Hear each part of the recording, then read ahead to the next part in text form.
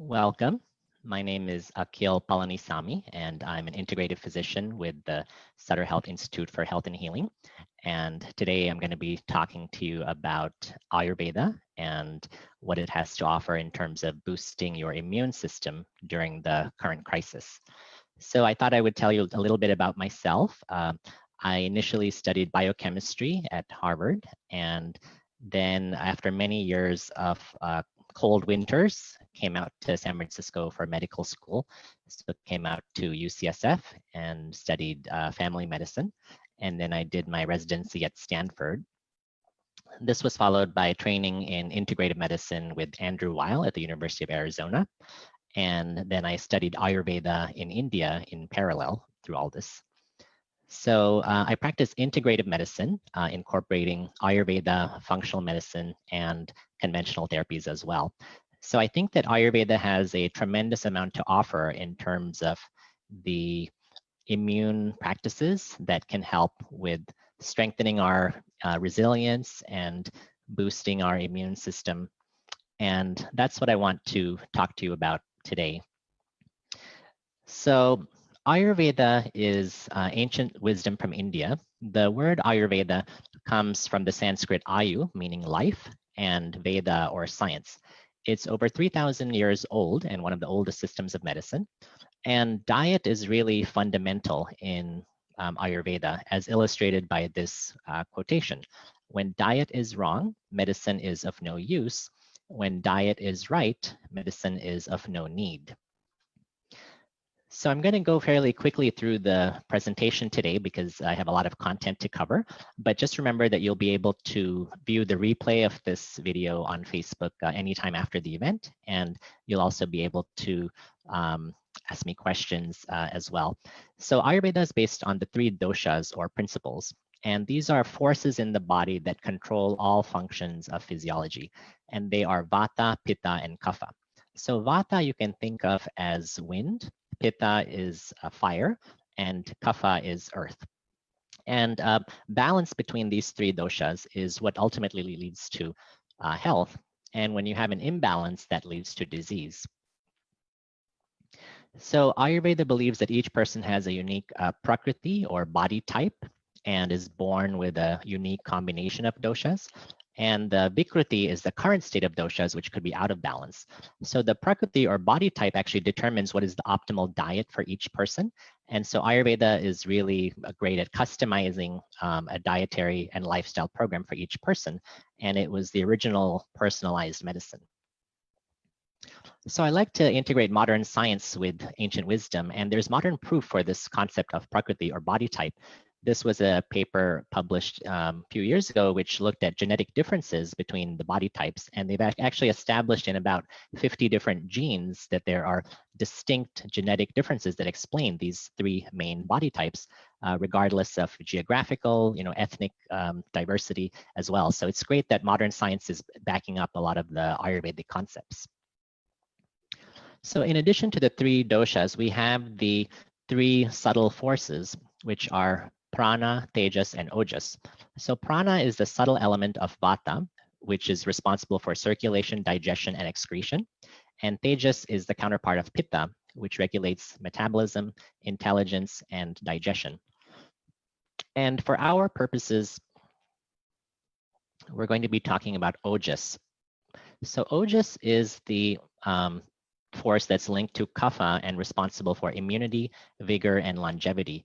It's a vital substance that is actually made up of all 7 dhatus or tissues. And so Ayurveda believes that immunity comes from all tissues in the body. And that is confirmed by modern science, where we know that the immune system is scattered throughout the body. A lot of it is located in the gut, but it's also present in the liver, in the bone marrow, in the thymus gland, in the chest, in the spleen. So the immune system is really distributed throughout your entire body. And Ayurveda believes that all disease begins in the gut.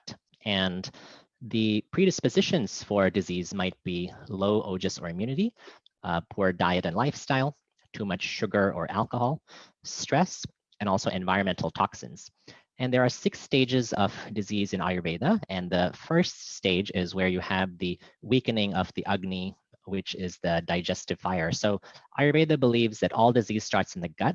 And symptoms might only appear in stage 5 out of 6, but a good Ayurvedic physician can catch this imbalance early on in the first few stages before it can even manifest into symptoms. So this very much correlates with our modern understanding of the microbiome. Here's a picture of the microbiome. On the lower right in blue is our actual human cells, and on the upper left is all of the bacteria. There are 100 trillion bacteria within our gut, and they regulate inflammation, metabolism, the immune system. About 60% of the immune cells are in the gut.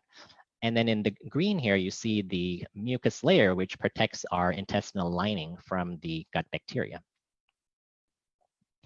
So coming to the topic of COVID-19, we know that immunity matters in this condition. So about 80%, 81% of cases are mild. And, so 4 out of 5 cases are really in the mild to moderate category. And this was a paper published in March of 2020, where they studied one such person who recovered just within days after exposure to COVID-19. And they found that days following the onset of symptoms, a large number of immune cells, including helper T cells, killer T cells, and B cells, were found in the patient's blood samples. So what this means is that a vigorous immune response is really a hallmark of rapid recovery from COVID-19 and a key feature in the people who are in that mild to moderate category, which is where we all want to be if we do end up exposed to this. And we also know how COVID-19 works through some of our new research. So this was in a paper published about a month ago, where they found that COVID-19 activates excessive inflammation, and it begins to do so through NF-kappa B. So NF-kappa B is a protein that is activated within the nucleus. So it's nuclear factor, kappa B. And in this picture on the right, you can see this is a human cell, and the cell wall is there in the middle of the picture. And on the top is the virus binding to the outside of the cell. And it activates these proteins, which then eventually lead to the nucleus, which is in blue at the bottom. And within the nucleus, NF-kappa B becomes activated, and that starts this process of excessive inflammation. Now, I want to make this talk interactive as well, so I'm going to ask you a question, and if you can just post in the comments on Facebook, I'd like to interact with you. So interestingly, NF-kappa B is also involved in cancer regulation, and it turns out that activation of NF-kappa B turns on a large number of cancer genes. So how many cancer genes do you think are turned on approximately by this protein? So just post your number in the comments here. So cancer researchers call NF-kappa B the master switch that activates cancer genes for this reason, because it is so powerful in terms of beginning this process. So the immune system plays a key role in regulating cancer, because it's actually necessary to screen and capture those early stage cancer cells and then destroy them before they can multiply and become more prevalent. So that's why this is so important in terms of inflammation and cancer as well. So I see a wide variety of answers. So it's actually 200 is the number. So it turns out that NF-kappa B is actually turning on almost 200 cancer-promoting genes. And that's why blocking this and preventing it from being active is so important. And one of the best ways to do that is through spices. So we're going to talk today about 15 spices that can help with blocking NF-kappa B, blocking inflammation, blocking the process of cancer. So that's where Ayurveda really excels, is through food and spices as medicine, and this is one of the mechanisms that through which it works. So we know that with inflammation with COVID-19, if it progresses, it then activates this protein known as the NLRP3 inflammasome. So this was a paper published in March of this year where they found that the NF-kappa B then triggers this protein, the NLRP3, which also triggers extreme inflammation. So if COVID-19 infects, for example, the lungs, then it can cause this condition called ARDS, or acute respiratory distress syndrome. And that is triggered by this hyper inflammation state that is triggered as a result of the virus. So basically, keeping your inflammation as low as possible and blocking inflammation is a key part of immunity against this virus, and that's what we're going to be talking about today. So this is a summary of the strategies for immune function from Ayurveda that we're going to be focusing on. So we're going to be starting to talk about diet and then spices and herbs. And then we'll talk about various other lifestyle and daily practices that are helpful. So Ayurveda can teach us to live the way we evolved to live. And the foundation of that, of course, is a healthy diet. But the practice on the upper right listed as dinacharya is the daily lifestyle routine.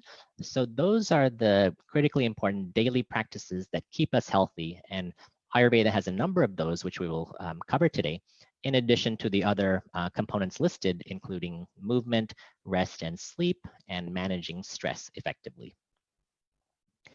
So these are the top 10 immune boosting foods from Ayurveda that we're going to be covering today. And we're going to go through these and talk about what are the key nutrients and vitamins and minerals in each food that boost and support your immune system.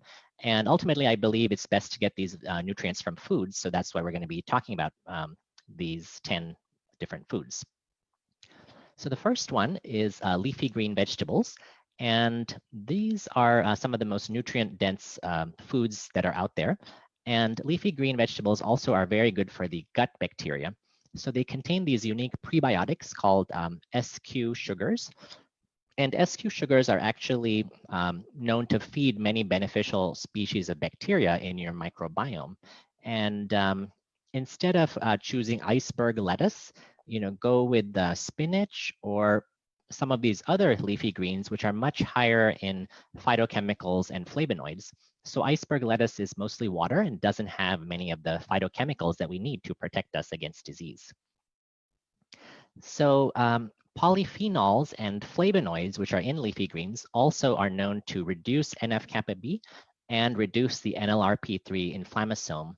And that's where they're so helpful in keeping our inflammation levels low and keeping our immune system strong. Next category is mushrooms. And mushrooms are actually an entire different kingdom of life. So they're a part of fungi. And every different type of food feeds a different kind of bacteria. And that's why mushrooms, because they have components that are not present in our food supply in any other source, are so helpful. So they increase a variety of our good bacteria like Roseville, Akkermansia, bifidobacteria, and lactobacillus. They activate our innate immune system. And they also block NF-kappa B and thus have an anti-inflammatory effect. So a lot of the Asian mushrooms are especially powerful, like reishi, shiitake, maitake, but any other mushrooms as well are good too, like oyster mushrooms, portobello mushrooms. There's a variety of mushrooms pictured here. So trying to really get a diversity of different types of mushrooms in the diet is very beneficial for your immune system and the gut microbiome. Cold water fish, like salmon, sardines, or mackerel, they're very high in omega-3s. And we know that fish and their fish oils are very anti-inflammatory, and they inhibit NF-kappa B and also downregulate the NLRP3. And they also contain selenium, vitamin A, and vitamin D. So vitamin D, we know, is also very important for the immune system because deficiency of vitamin D leads to a higher risk of colds and flus and respiratory infections. And that's why it's so important to maintain good vitamin D levels.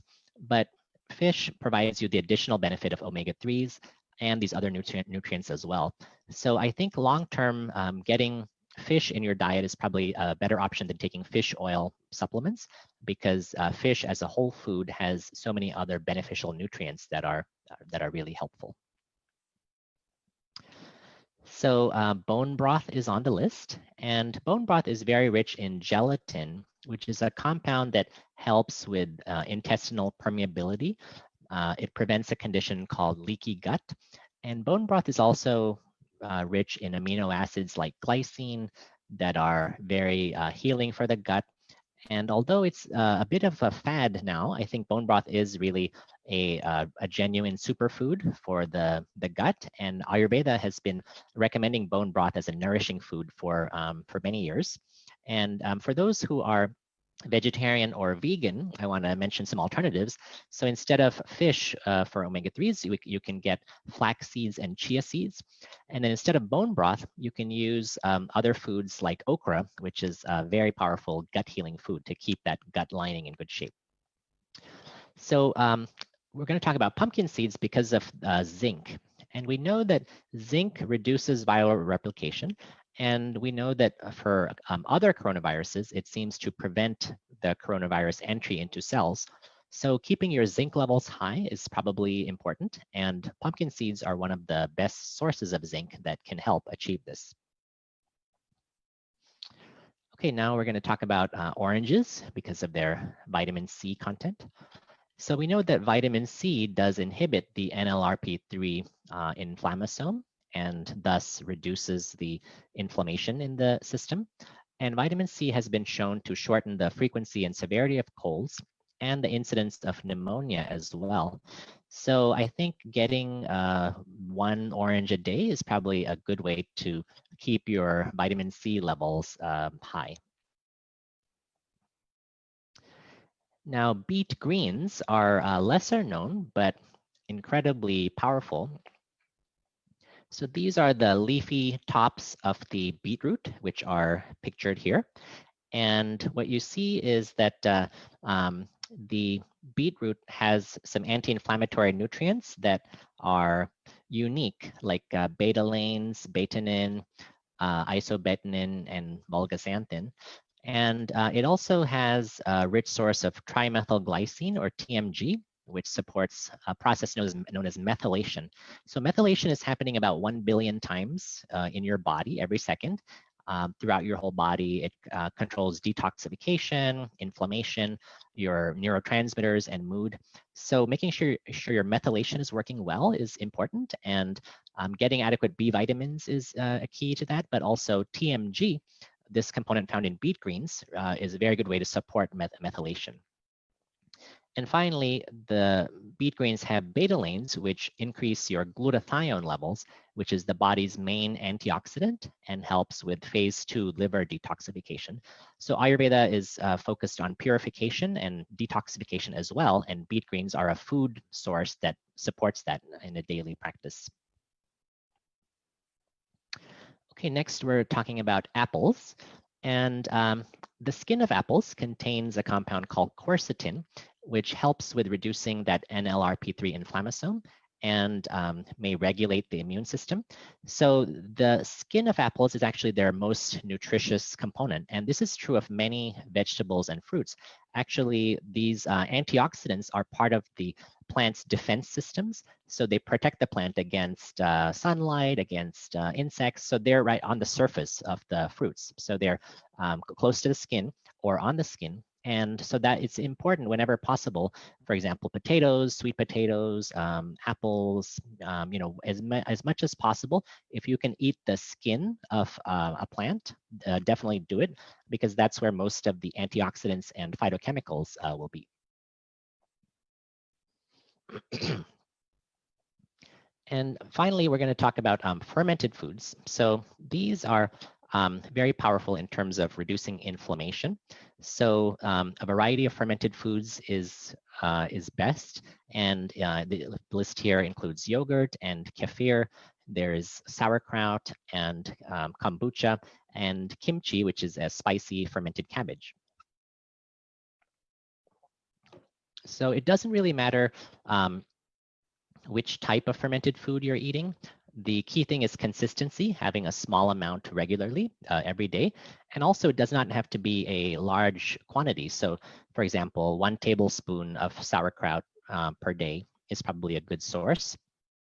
And studies show that consuming fermented foods regularly actually reduces a wide variety of inflammatory markers throughout the body, and also improves the number of immune parameters. So I think that in making fermented foods a part of your daily diet is really important. They also contain probiotics, which are good for your beneficial bacteria. And I think the consistency is really more important than the quantity or the type. So just getting a diversity of fermented foods is really the best strategy. Okay, so now we're going to talk about the spices. And this is what I call the kitchen pharmacy. So in Ayurveda, spices are considered medicine and are used therapeutically for a number of conditions. So they are among the most nutrient-dense foods on the planet, very high in antioxidants. And spices are one of the best ways to block NF-kappa B. As a result, they reduce inflammation. They support digestion as well. Many of them are prebiotic and feed the beneficial bacteria. And spices also help with metabolic and blood sugar balance, with glycemic balance. So they have a tremendous number of health benefits to offer, and I think they're really underutilized. So here are the 15 spices that have been shown to block NF-kappa B. So this is from research done at the MD Anderson Cancer Center in Texas, where they actually do a lot of research on spices. And so the 15 that are listed are AJWAIN, which we're going to talk about, basil, black pepper, caraway, cardamom, coriander, chili pepper, cumin, curcumin from turmeric, fennel, garlic, ginger, lemongrass, mustard seeds, and rosemary. So I think these 15 would be definitely key to have in your kitchen to be using regularly. And studies also show that the quantities of these spices do not have to be large. You know, you don't have to take a mega dose. Just culinary quantities of spices daily taken have been shown to reduce inflammation and have a therapeutic effect. So cooking with spices is really the best way. We're going to be talking about 5 spices today. And in my book, I have many more recipes and instructions about how to use spices, but I'm just going to highlight 5 of these today. So ajwain, or carom seed. So if you've ever been to an Indian restaurant and when you're leaving near the cash register, there's a small bowl which has some seeds. It's typically ajwain or carom seed, because this is a digestive tonic and it's taken and chewed right after the meal to help with your digestion. And it's also been shown to support the respiratory system, so support the lungs, keep the upper respiratory tract healthy, and does have an anti-inflammatory effect through NF-kappa B, and also a broad-spectrum antimicrobial property. So incorporating ajwain, you can cook with it or you can chew it after meals, I think is a very powerful tool to help in keeping your immune system strong and keeping inflammation down in your body. Okay, so ginger is well known. It's used in Ayurveda traditionally to fight all types of respiratory infections. And fresh ginger has been shown to be active against RSV, or respiratory syncytial virus, which is a common cause of lung infections in children. And ginger also has shown antibacterial activity against drug-resistant bacteria. So I want to talk about garlic next. I think just to finish up on ginger, just getting a variety of different sources of ginger in your diet, maybe having ginger tea, using ginger powder in your cooking, incorporating fresh ginger. So getting as many different forms of ginger in your daily diet is really best. So now we're going to talk about garlic. So garlic actually contains over 100 distinct phytochemicals, and allicin and other active ingredients actually suppress inflammatory cytokines like interleukin-6 and TNF-alpha. So they have a very potent anti-inflammatory effect. But in order to get this effect, you have to use garlic a very specific way. Otherwise, you won't get the benefits at all. And the way to use it is to crush, mince, or mash the garlic and then wait for 10 minutes. And the reason you have to do that is that garlic contains two different enzymes that have to be mixed to synthesize the allicin. And when you crush or mash it, that process begins, but it takes 10 minutes. And then once it is synthesized, it's heat stable. So after that, you can cook or fry the garlic, saute, and still get all the health benefits. But you don't want to cook it immediately after crushing the garlic, because then you're only getting the flavor. You're not getting all of that therapeutic value with the allicin and other nutrients. So be sure to use garlic in this way. Okay, we're going to talk about turmeric, and this is, of course, one of the most powerful anti-inflammatory spices. I think all of the health benefits you've been reading about and hearing about are genuine. It's not, overrated at all. And one little tip about maximizing the nutritional benefits of turmeric. So combining with black pepper in one study was shown to increase the absorption of turmeric by a large number. So can you guess, maybe post in the comments, what percentage increase does adding black pepper to turmeric lead to? So we know it increases the absorption, but what percentage do you think it actually increases? So let's see if we have an answer here. So it's actually 2,000%. And this is a remarkable fact, but actually most Indian recipes incorporate black pepper along with turmeric, I think because of the traditional knowledge that was necessary to increase the absorption. Also, incorporating some good fats like ghee increases the absorption further. So always combine turmeric with ghee and black pepper in your cooking. So turmeric does have antiviral effects that are underappreciated, and it reduces key cytokines like interleukin-1b and does inhibit NF-kappa B and also the NLRP3 inflammasome that we talked about getting activated with COVID-19.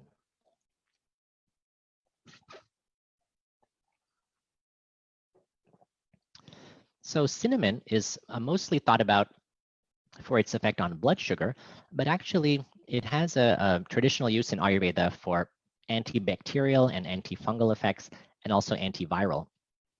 Studies show that cinnamon inhibits the growth of a pathogenic fungus known as Candida, and cinnamon also inhibited the growth of multi-drug resistant bacteria in one study.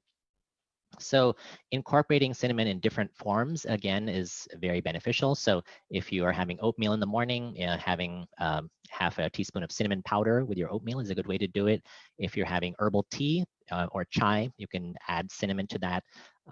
Just trying to get a diversity of forms of cinnamon is really the best way to go on a regular basis. So we're gonna move on in the interest of time and next talk about some herbs and supplements. So a reminder that there are no human trials for these integrative therapies in COVID-19. And so this is only an informational and educational session. None of the things we're talking about are a substitute for the proven conventional measures like hand washing and social distancing. And with herbs, I only recommend taking under the supervision of a licensed practitioner. So AMLA or AMLAKI is the Indian gooseberry, and this is actually technically a berry, but it's used a lot in Ayurvedic herbal medicine because it's one of the richest food sources of vitamin C. It's very dense in phytochemicals and other nutrients. There was one randomized placebo-controlled study which found that AMLA actually improved endothelial function, systemic inflammation, lipid profile, and antioxidant status when compared to placebo. So AMLA is very powerful. You can often find it in Indian grocery stores. It's pictured here. And one of the traditional Ayurvedic ways to take AMLA is in this formulation called Chyawanprash. So Chyawanprash is a medicinal jam that is made from about 50 different herbs and extracts, one of the main ones being AMLA. And it's a tridoshic formula, meaning that it helps build up all the three doshas, the vata, pitta, and kapha.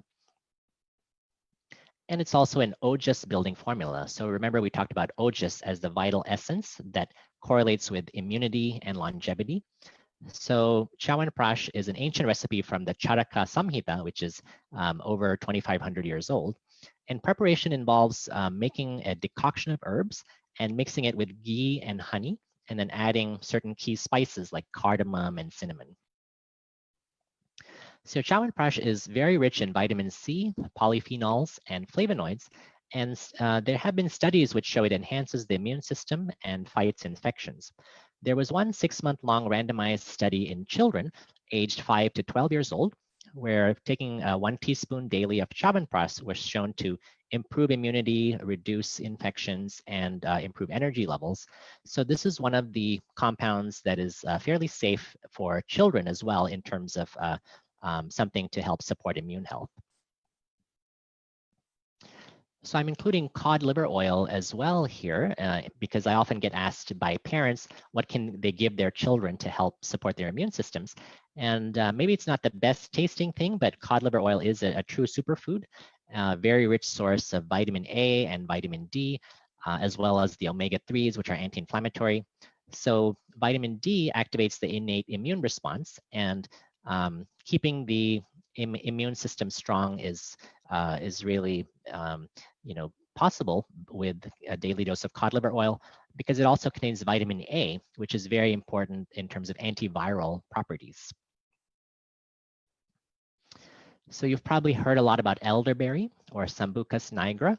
So this is fresh elderberry pictured on the left, and then here on the right is a batch of an elderberry beverage that we made at home a couple of weeks ago, and I'm going to be sharing the recipe with that, with you guys on how to make that.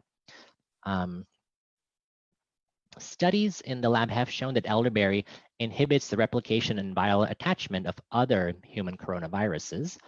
And most likely, it's helpful in the prevention or early stages. So the Natural Standard Research Collaboration found evidence that elderberry is effective for influenza or the regular flu, for preventing or treating the early stages of flu. So because of this antiviral property of elderberry, I think having it as a regular beverage is actually a very beneficial practice. So this is an infusion that we make at home. So you can get either fresh or dried elderberries. So take 16 ounces of water, 8 ounces of elderberries, a 1/4 teaspoon of cinnamon powder, and either 1 teaspoon of ground ginger or 2 inches of fresh ginger chopped up. Take 12 cloves, and in a saucepan, add all these ingredients with water, and except the honey, which should not be heated according to Ayurveda. Simmer for 20 minutes, and then allow it to cool and filter. And then you can add 2 tablespoons of honey, and then you can have a little bit of this every day. And this is a really good way to combine the benefits of elderberry with some of the other spices that provide the anti-inflammatory effect. And plus it tastes good as well. I can vouch for that. So the reason why we add honey is that in Ayurveda, that's also considered medicinal, and studies have proven that. There was a study where 1/2 teaspoon of honey was better than dextromethorphan or diphenhydramine, which are over-the-counter medications, in easing cough in children and helping their sleep. So honey is often a very effective treatment for cough, and it's very soothing for the throat as well. And I want to talk about ashwagandha, which is one of the most powerful herbs in Ayurveda. So it's called an adaptogen, which means it helps the body to adapt to stress. And it's also a rasayana, or a rejuvenator, and it helps with building OJAS, or vitality. So studies showed that ashwagandha actually helps lower high cortisol levels. It reduces anxiety, reduces stress, helps improve inflammation, and it also does help improve the immune system. And that's what we're going to talk about in this slide. So there was a study that found that consuming ashwagandha led to an increase in the levels of white blood cell activation, And this was most pronounced in the type of immune cell called the CD56 positive natural killer cell.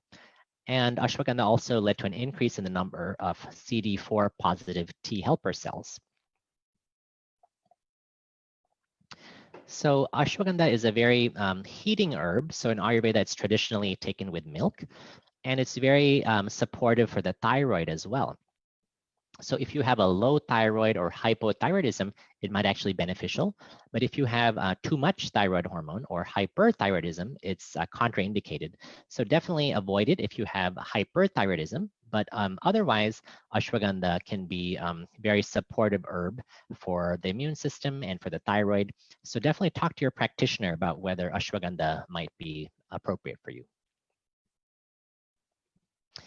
Okay, so we've completed the discussion of food, spices, and herbs, and now we're going to talk about some of the other non-dietary measures. And one of the ones that Ayurveda is really big on is sunlight. And this was confirmed by this study from Georgetown University Medical Center, which showed that sunlight actually energizes infection-fighting T cells and increases their movement. So this is a directly activating effect, and it's independent of the effect on vitamin D. So the lead researcher of this study said that we all know sunlight provides vitamin D, which is suggested to have an impact on immunity and other things. But what we found is a completely separate role of sunlight on immunity. So the other benefits of sunlight are that it helps the vitamin D production, which is of course crucial for bone health, but also immune function, cancer prevention, and brain health. It stimulates the movement of T cells, those vital members of your immune system. So if there's an infection going on in a certain part of your body, like the throat or the nose, then your T cells have to get there, and the quicker they can get there, the better. So if they can move faster, that's more effective, and sunlight can help support that. Sunlight also regulates our circadian rhythm, which is important for sleep and hormones.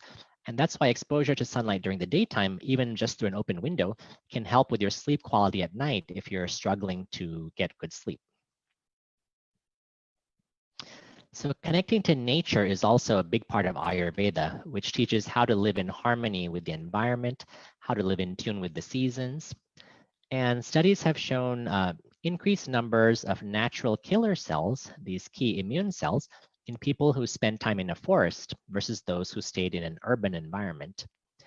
But even just 20 minutes in an urban nature locale like a backyard can lower cortisol, which is one of the stress hormones. Now, if you don't have a backyard, then even houseplants or looking at pictures of nature scenes have been shown to have a similar calming effect. So now that we're all spending so much time at home, I think it's very important to create a healing environment. So use proper appropriate music, have some houseplants, maybe some aromas or incense, and try to create a calming and healing environment at home. So my daughter loves nature and she's an animal lover. So she's pictured here on the right. She loves horseback riding, and I think she's a natural at connecting to nature and to animals. So we'll talk a little bit about stress and immunity. Specifically with COVID-19, it has been shown that psychological stress disrupts immune regulation and actually is associated with pro-inflammatory immune markers like interleukin-65. And animal studies have shown an increase of the NLRP3 inflammasome as a result of stress.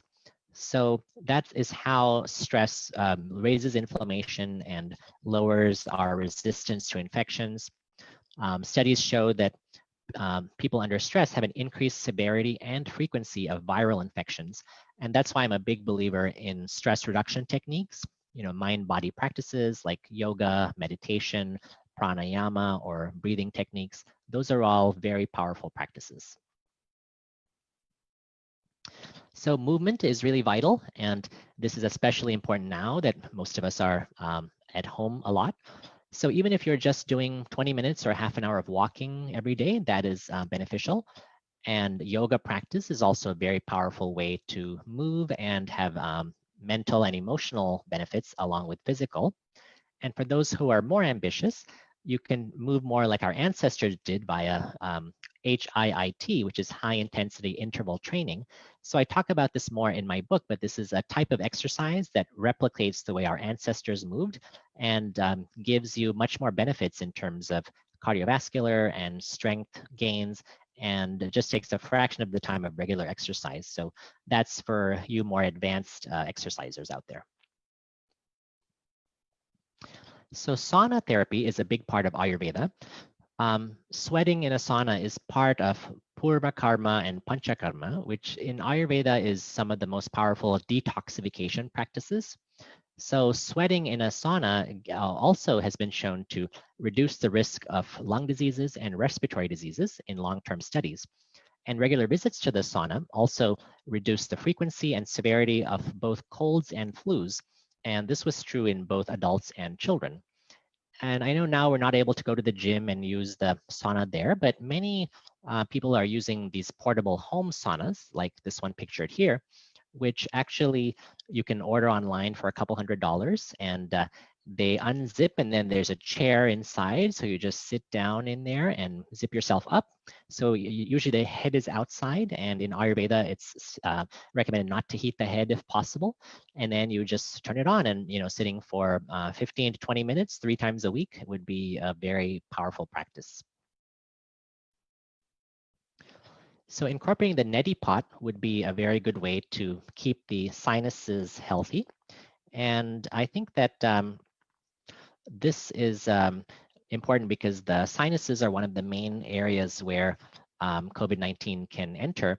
And this is how the practice is done. You lean forward, use some salt water, and you put it through the right nostril, and then it filters through and pours out the left.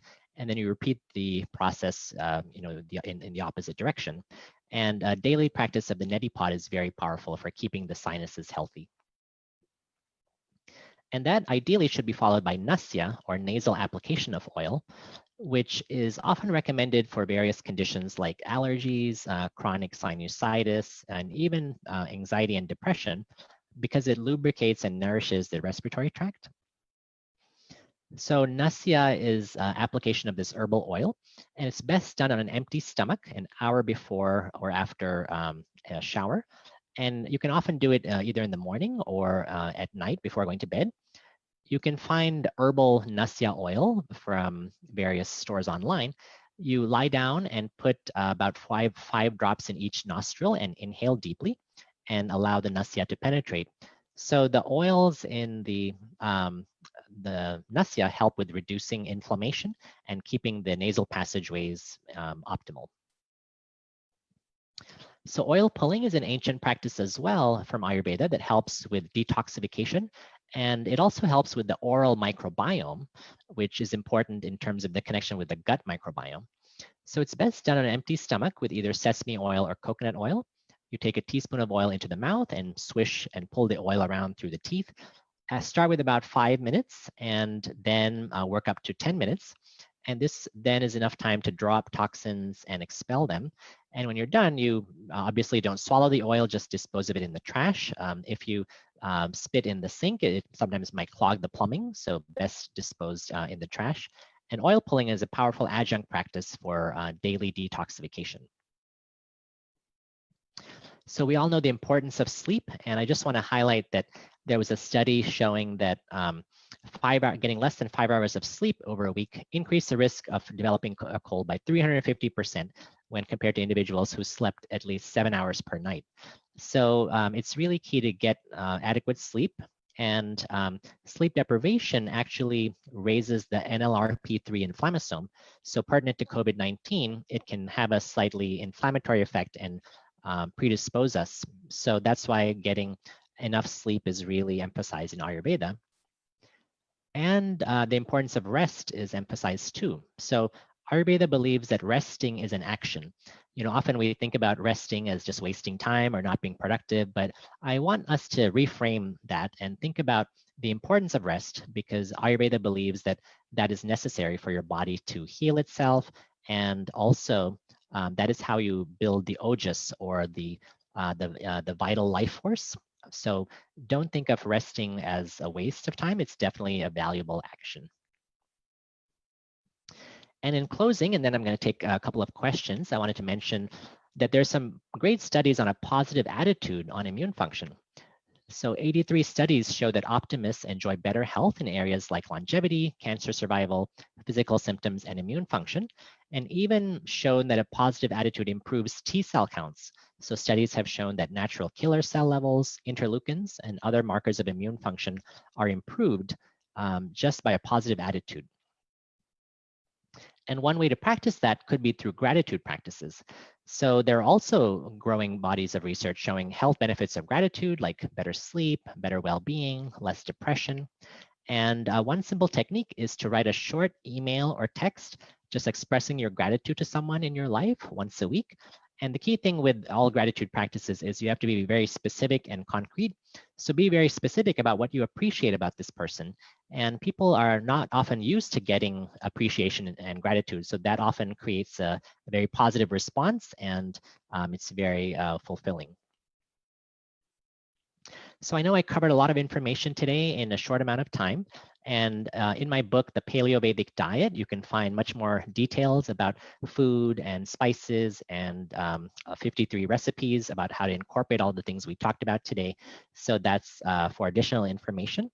And thank you so much. I'm going to take some questions now from what people have been asking. So let's see, a lot of good questions coming in. Okay. So does honey need to be raw? That's a very good question. It is best to have raw honey, and you definitely don't want to heat it because in Ayurveda it's believed that that makes it toxic or creates toxins in the honey. But if you add it to something warm, like we talked about the elderberry infusion, you heat it, you let it cool, and then you add honey, that would be acceptable. Okay, can you eat Chyawanprash outside of the flu season? That's a good question. Yeah, actually, there's no limitation in terms of when you can eat Chyawanprash. So it's especially encouraged during the cold and flu season and the winter time, but there's no reason you can't consume it outside that time.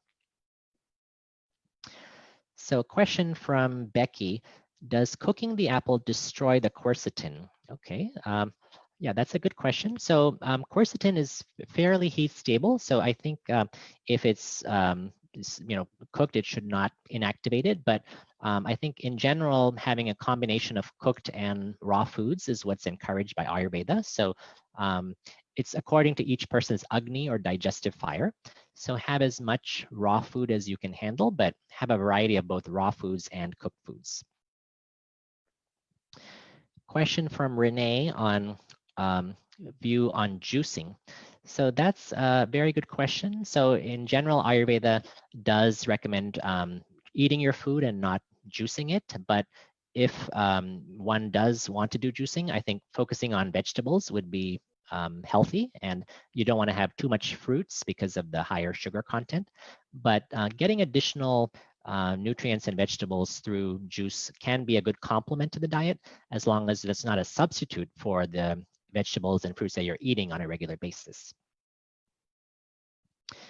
Okay, question from Deborah about, is it okay to mix fruits and vegetables while making smoothies? I think that, I think it's definitely okay. There are some rules in Ayurveda about food combinations and having, for example, not having fish with dairy products because fish is more cooling and dairy products can be heating and that kind of thing. But I don't think that can be a little complex, so I would not worry about that. I think it's definitely fine to combine fruits and vegetables while making smoothies, but just focus more on the vegetables because of the higher sugar content of fruits.